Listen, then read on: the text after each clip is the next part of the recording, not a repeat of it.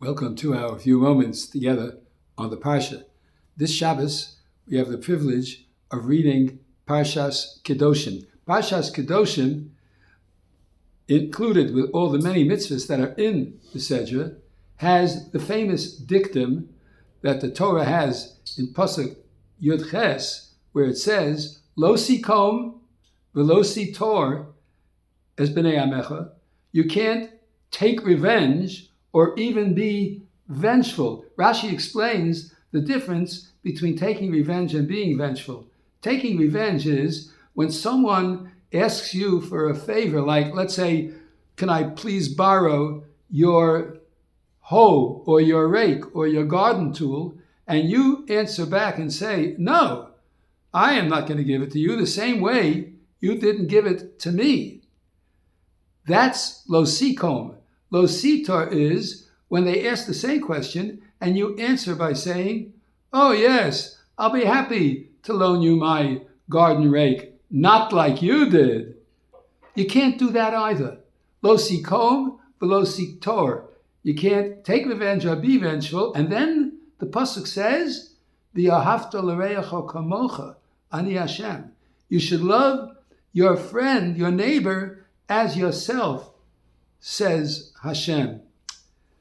What is the connection between the statement at the beginning of the pasuk of telling you a lo sa'aseh, lo sikom, v'lo sitor, and then telling you the positive of v'ahavta l'reacha kamocha ani Hashem? Not only that, but Rabbi Akiva says, and Rashi quotes it, v'ahavta l'reacha kamocha, love your neighbor as yourself, zeh klal gadol b'Torah.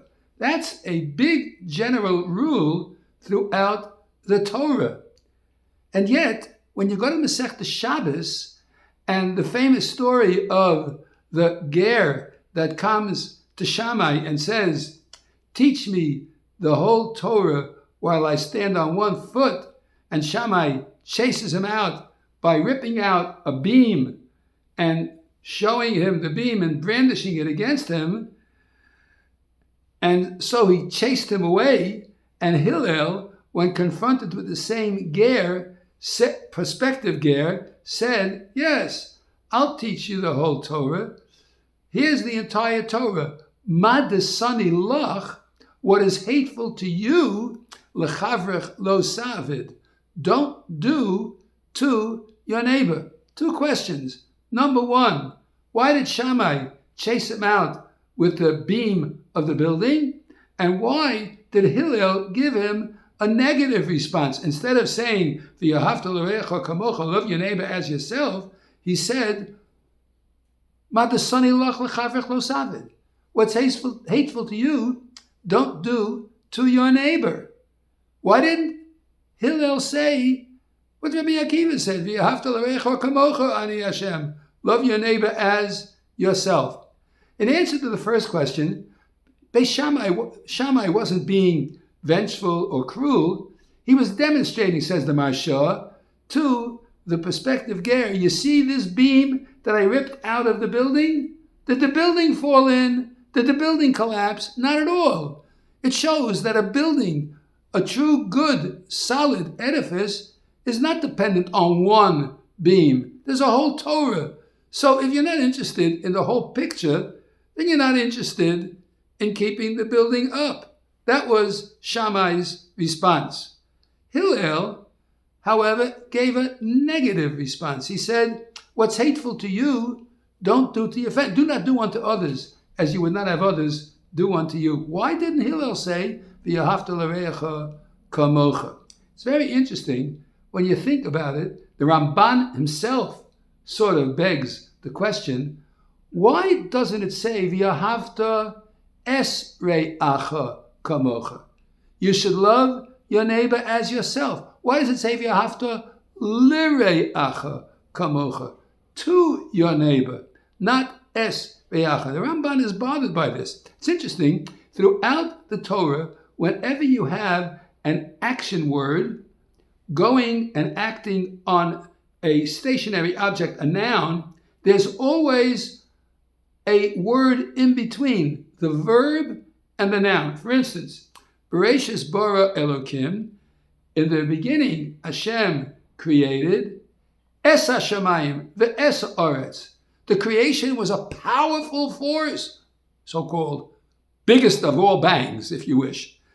And yet, when it came to the nouns, Hashamayim v'ha'aretz, it says Es Hashamayim, the Es Haaretz. Why is that? Well, because when it comes to grammatical usage, a verb is an action word, and a noun is a stationary person, place, or thing, an object. Verbs and nouns clash because there's a tremendous difference between action and something that's stationary. And in order to cushion, so to speak, the syntax so that it flows and makes sense, Hashem inserted the word es, or eis, Hashemayim ve'es ha'aretz. Because eis is made up of the entire aleph base. So you have a verb acting on a noun, and the cushion is the entire aleph base, as if to say we recognize that there's a clash that's a little bit dissonant over here, and we want to make it smoother, so we put an ace in between. If that's the case, why doesn't it say v'yahavta ace re'acha kamocha? It's interesting to note that the Targum Yonah's son Ben Uziel, when he gives his translation of v'yahavta re'acha kamocha, he says, what's hateful to you, don't do to your neighbor. Because it's actually impossible for any human being to love another completely as themselves. Because we know that when it comes to a person's life, chayecha kodmin, your life comes first. There's a Gemara in Bava Metzia, Das Samach Beis, which we learned about a week and a half ago, in the Daf Yomi, in which the Gemara raises the question. Let's say two people are walking, and they're in the desert, and they're miles and miles and miles away from civilization, and they only have one jug of water. And if they share the jug of water, they're both going to die. If one drinks, that one will live while the other will die. What should we do? What's the halacha? What do you do? Do you hold on to that jug of water and drink all of it yourself so that you can survive, and you'll have to watch as your friend dies of thirst? Do you share it and you both die? What do you do? It's interesting that Rabbi Akiva came along and he said, you can look it up, it's on Samach Gimel Lamed Aleph at the top.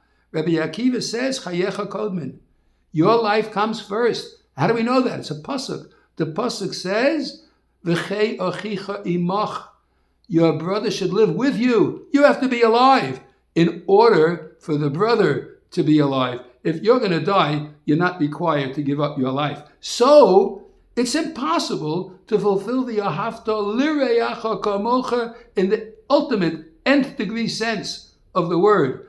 But rather, what you can do is, you can say, do not do unto others what you wouldn't want others do unto you. And that's why Hillel put it in the negative, because he recognized that that is what Hashem said in the pasuk, v'yahavta l'reacha kamocha.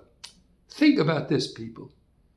If the nations of the world would only keep, do not do unto others as you would not have others do unto you, is it possible that the United States of America would allow a terrorist organization on its border to come into Texas, kill out 2,000 people, take others as hostage, and not act, and not allow a total invasion and destruction of any terrorist organization that would do such a thing?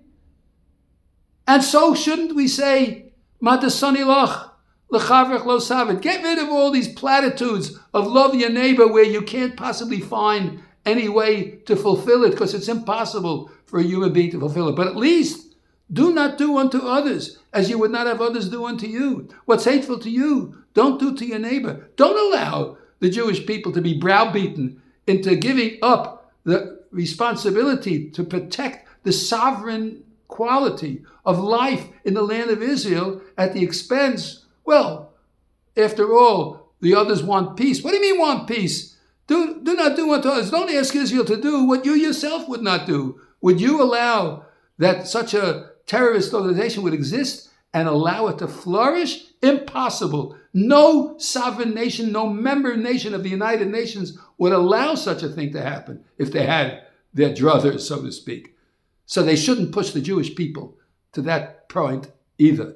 And those who claim love your neighbor just as a very fancy expression of our human feelings, that's just irresponsible and a lie, because you're going to be living a lie that's not really so. And therefore, let's study that particular sentence, lo sikom v'lo sitor. Don't take revenge and don't be vengeful if you want to fulfill the ahavta l'reacha kamocha, because what's hateful to you, don't do to your friend. But don't allow the state of Israel and the Jewish people to be browbeaten into giving in on something you yourself would never give into. Hillel had it right. At least let the nations of the world fulfill.